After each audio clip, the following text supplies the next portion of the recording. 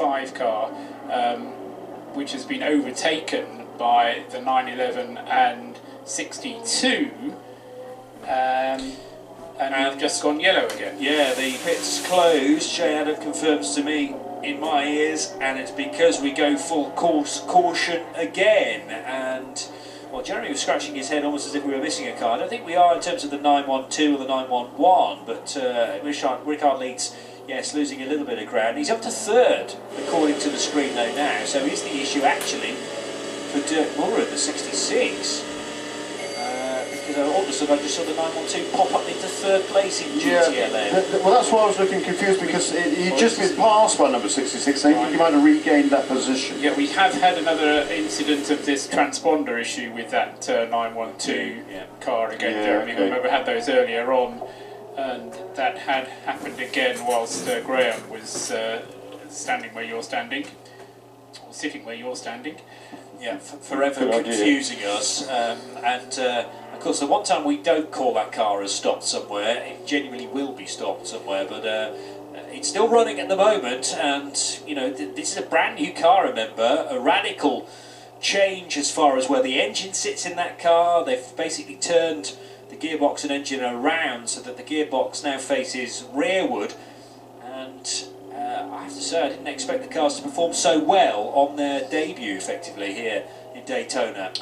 So is this the reason for this caution? Is it just the weather having deteriorated again with the weather? Rain got heavier. Do we know? Are we getting information from race control on? If we wave at them through the window, they'll tell us whether it was rain or whether there's an incident. No, they don't know. They're going to find out for us. Yeah, great stuff.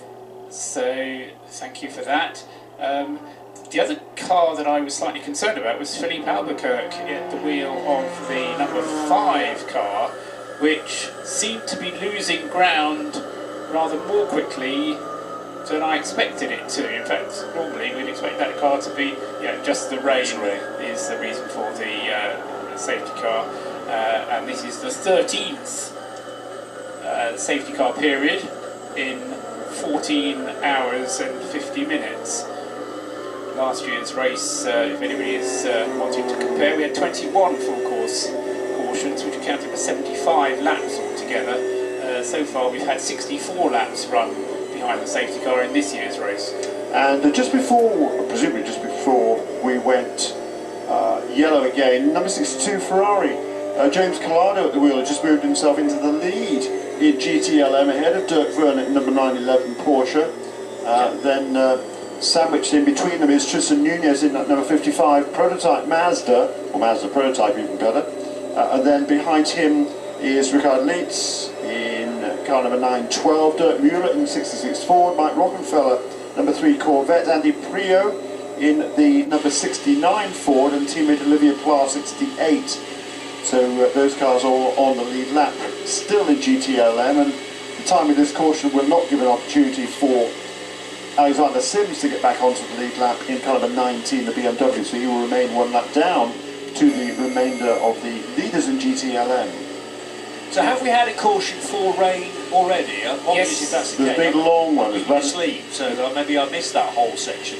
Yes, you did. About 50 minutes, is that correct? 15 laps and a total of 54 minutes was the safety car number 10, which was purely for weather. Right. Now, the question that... And then shortly after the restart, I believe, is when the number 50 Mercedes GTD car crashed with Cooper McNeil on the coming out of the exit of turn 2, and he crashed across the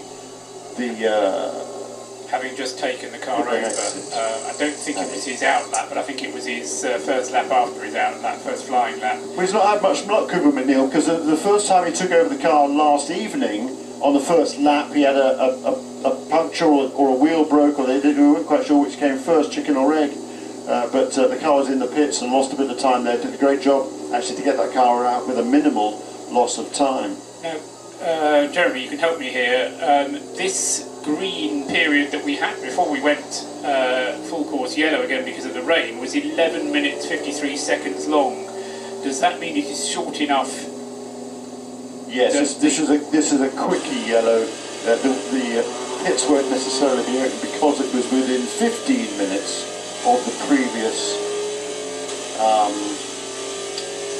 caution. So anything less than 15 minutes will be deemed a quickie yellow, and the pits won't be open. However, if it is protracted yellow because of caution, then they will open the pits. Right, and we will obviously see when that happens, but it won't necessarily be straight away. It might be as it was a little while ago, after 3 or 4 laps of this yellow period. But Johnny, I mean, you're possibly in a better position because you're closer to it, in that you're down there and I'm up here. Yeah. The rain seemingly to be as heavy as ever it has been. I think, I would agree with that. Certainly for the periods of time that I've been on duty, as it were, and the floodlights doing a grand job of illuminating just how much rain is coming down. I mean, Shay Adam is in the rain. Maybe you're one of the best people to comment on it. Yeah, it's it's very wet right now down here in the pit lane. I finally started to feel it through my shoes, to give you an indication, Johnny. I've been okay to now, and my 6 layers are keeping me semi-warm, which is the good news, and thankfully strategically placed hand warmers are also helping, but the rain is definitely, it's not showing any signs of slowing down, and we're even getting some puddles down here in the pit lane. Is there a noticeable difference from what we've had in the past? I mean, as you mentioned, almost standing water now, which isn't clearing despite the number of cars that are running through that part of the track that you can see. It's definitely getting heavier. The drops are bigger, and you can actually see them bouncing on the tarmac and on the concrete, both portions of the pit lane. It's making its presence felt, and honestly, if I went and ran through the grass in the middle, it would be muddy.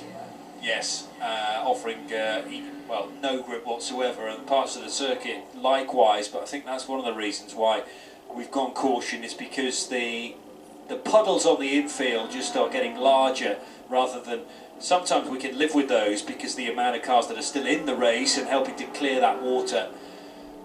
But the pendulum has swung far more towards the rain rather than the drier spells of track. So just a question of waiting this one out, I guess. Just a little over 9 hours to go, and well, Jeremy did say that it's kind of the heavier end of light rain.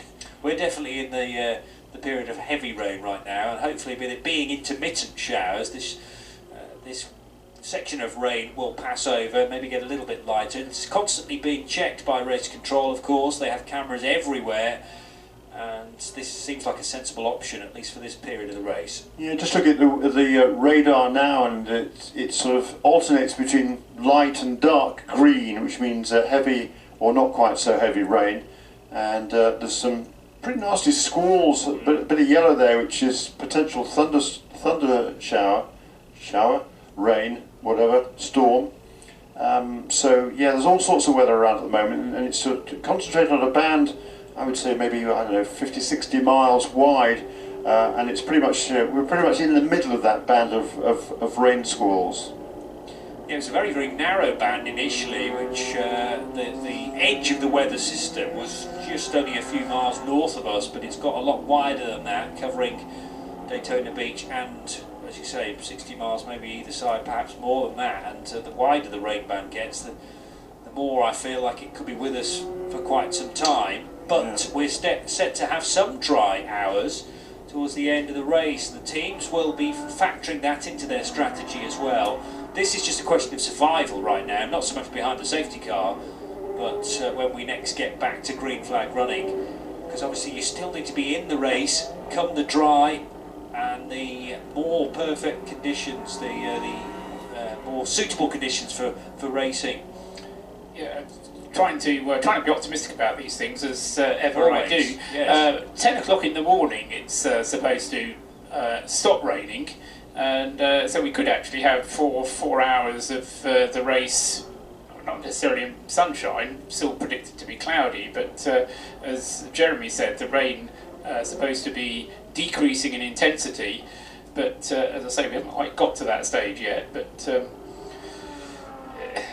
it's, as you say, Johnny, just a question of sticking it out for the time being. As I was saying to John Hindhoff earlier on, the the problem with this type of a safety car is twofold. One is when you then remove the safety car and go racing again, but the other is for the team managers, because this isn't really a complete neutralisation. You still have to worry about time ticking away, you still have to worry about not over-stressing your driver with more than 4 hours in any period of 6, and you still need to keep track of how much fuel you've got on board and whereabouts you are in the crocodile behind the safety car, because if you run out of fuel at the wrong moment, then you could quite seriously and easily disadvantage yourself. We had a wet start to last year's Le Mans, didn't we, Paul? And we had, I think, about 50 minutes behind the safety car in the end. Yes. And many of the drivers commented that actually the safety car could have come in maybe after only 30 minutes, and with the accelerated speeds of the cars, the rain would have actually cleared far better than it did behind the safety car. You're right, there is a decision to be made when to risk to go racing again. And in all fairness to the organisers, having had this decision already once with the earlier safety car period, which was just under an hour for wet weather conditions, they proved they can make the call. So I don't think we're going to be in that situation again, but it is a difficult one to make when, as you say, the conditions are certainly not improving, but at some point we are going to have to go racing again.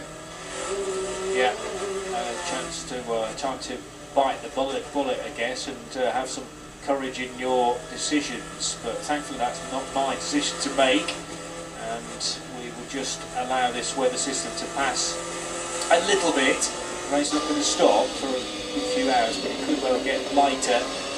And even at these decreased speeds, the visibility is not quite zero in places, but we've already got very smeared windscreens, particularly on the number 22 ESM car. That windscreen wiper working overtime, but the problem is that it doesn't carry tear-offs, I don't think, the Nissan, and therefore it would have tear-offs. It would? Yes. Well, we reckon the Orica 07 doesn't have. No. We thought it was being cleaned manually, well, leaping on the front. They'll do that, and then once it gets beyond a certain point in terms of being the plastic film being sort of pitted, then they'll tear it off. I would imagine. Yeah. That's the norm, certainly. But I can't remember who it was now. It was Ben Handley who said that it was just a nightmare to be able to see out of the Dragon Speed car, the 81 machine, and hand it over to Loic Duval. I reckon there's about 10% vision, I think. When you're hammering around here in an Orica 07, the Dragon Speed car, and likewise any other prototype. For instance, Jordan Taylor, who was at full speed just before the caution came out, quite how he was able to pick his lines, and not necessarily the ideal racing line, because you're having to go off that to lap GTD and GTLM cars. Very, very tricky. And then all of a sudden the tail of the 10 car was kicking out, which he needed to control. So these guys' brains are having to be on high alert. Bear in mind they're sleep deprived as well. We're at 5:31 AM now, Eastern Standard Time, and I'm constantly reminded, particularly in these conditions, of the hero status of all the drivers out there right now.